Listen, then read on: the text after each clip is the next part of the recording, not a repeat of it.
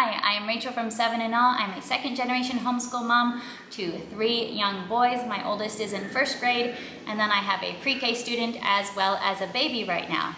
And for pretty much as long as I can remember, we have had a morning time where I am reading stories to the boys over their breakfast.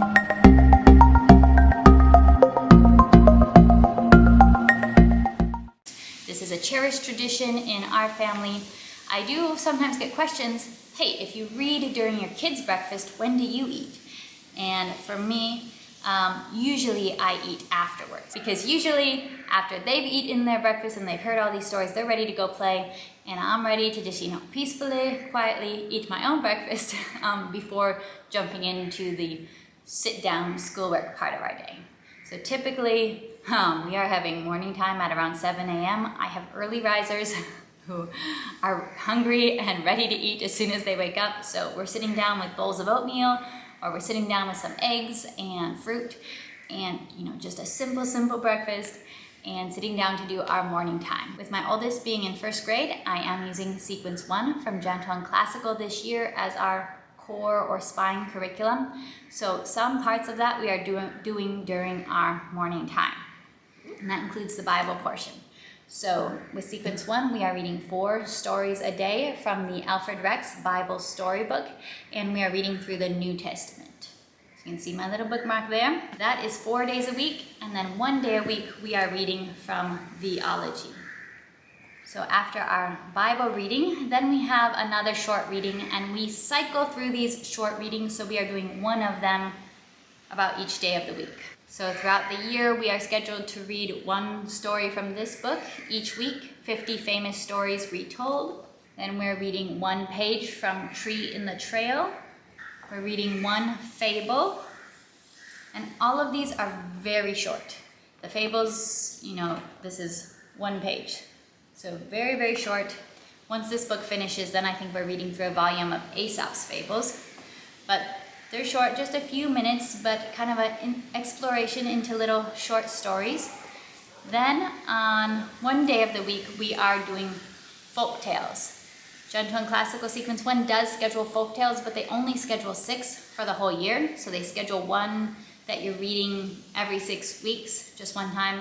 They are scheduling the classic folk tales of Paul Bunyan or Johnny Appleseed. And I decided for us, I felt like it was very doable for us to do 1 folktale every week, and I had a couple other volumes of folktales.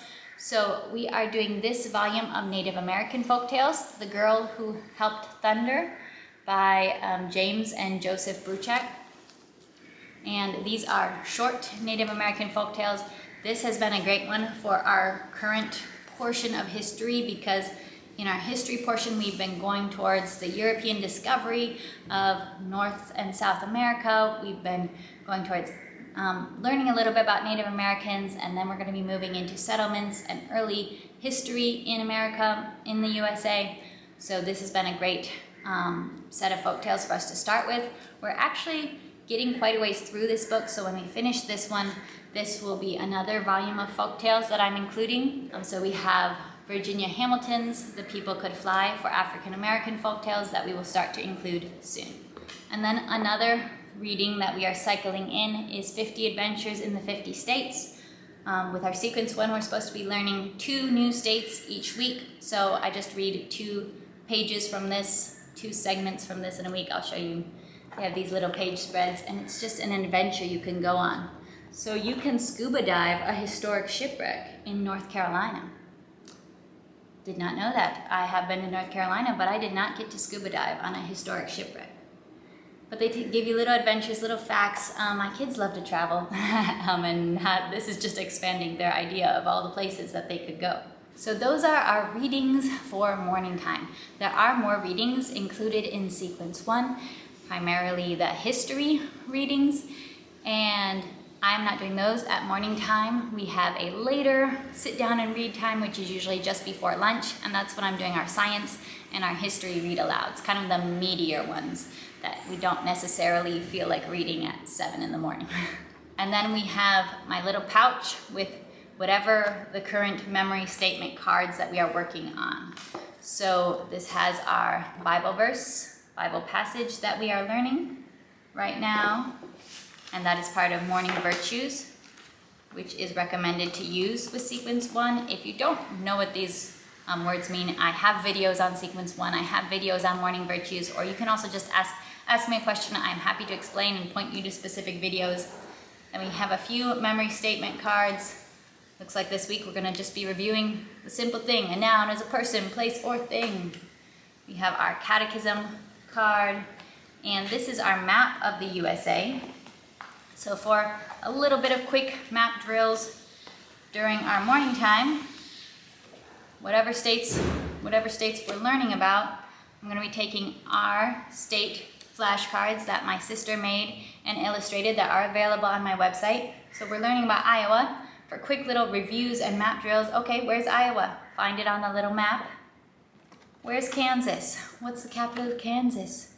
And I've been keeping all the states that we have already learned in this pouch, and I've just been bringing out a couple of them a day to kind of drill, review, and practice, because learning where the states are definitely requires some practice and some repetition. And those are our memory statement cards. I don't usually do every single one every day. Quite a few of these cards we're working on for a number of weeks, so we don't need that much repetition. But I'll just, play it by ear, pick out a handful of them, we'll recite and review these cards, and then we'll move on.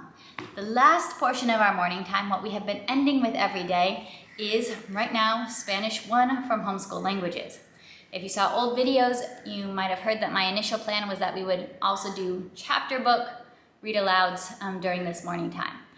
I decided to switch that plan. We have now been doing our chapter book read-alouds at bedtime, before bed, and that's been working great. And we've been doing Homeschool Languages. And this is really because Homeschool Languages contacted me. They asked if they could send me their curriculum so I could make a video of it. Because I'm a YouTuber, I make videos, all these nerdy videos about curriculum, and I said yes, because I liked what their company did and I wanted to be able to share this resource with all of you. So I had thought that this probably wouldn't be the best fit for our family's needs, because my children do understand a lot of Spanish. They've been exposed to Spanish. I've been reading them Spanish stories their whole lives, listening to Spanish songs. We speak to them in Spanish as much as we can. I thought that this would be too easy for them. However, I have been blown away by how awesome this has been as an addition to our routine. And that is because this resource is so focused on getting kids speaking and on conversation-focused games. Games that are really designed to get parent and child using the language together. And for us, that is the weak point in Spanish for our bilingual children.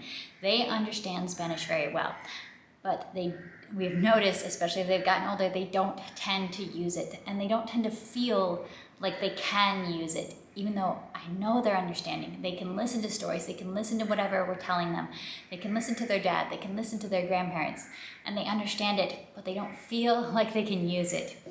Actually, using Spanish 1 has gotten them using Spanish so much more and getting in the habit of using Spanish so much more, both in our lesson time and out of it. So it really has surprised me with how much of a great addition it has been. So that's one of the reasons I moved chapter books to bedtime, and we are starting our days, ending our breakfast time with working on Spanish 1 from Homeschool Languages. If you want to know more about this resource, I have a whole video with a flip through and a design, flip through and look into Homeschool Languages, what the lessons are like. These are lessons that are very active. We are using different flashcards, verb flashcards. We're using our food cards, different games. We've got some spinners where we're learning these different location names, but then we're talking about the locations in Spanish. We're talking about what we're gonna do at that location in Spanish. So it's really getting us speaking. They even have us reading very simple short stories. I read my kids much more complex stories than this, much more complex stories, but that's always been me reading them.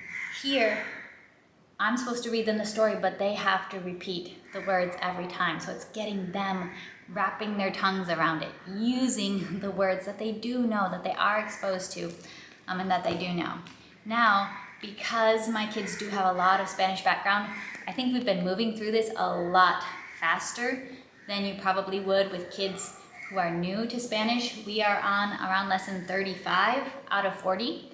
So their background and the fact that none of this is new information to them has allowed us to move through it quickly because they have all of that foundation to work with. So we're moving through it quickly. My plan right now is once we get through with level 1, I'll head into doing a couple of homeschool languages Spanish units to continue just practicing, getting this vocabulary from stuff that is in their heads to actually coming out of their mouths. And then after that, we're going to move to Spanish 2. I cannot say enough good things about Spanish 1. I think it's excellent, especially for new beginners, and that is what it is designed for. But I've really been impressed at how great of a fit it is even for kids who already have a background in Spanish, but who aren't confident at all with speaking it because of the heavy focus on conversation and on practical use of Spanish within the family and within the home. That has been wonderful. So I'm really thankful they sent me this. We are using it, and I'm highly recommending it to others who want to incorporate Spanish conversation in their homeschools and daily lives. All right, those are the resources that are part of our morning time routine during breakfast. After we finish up our Spanish languages lesson, after we finish up our Spanish lesson for the day, it's time to quita la mesa, clean up the table, and they head off to play for a little bit before we do our math and language arts later in the morning. All right, I will be seeing you next time for more nerdy homeschool videos. Bye.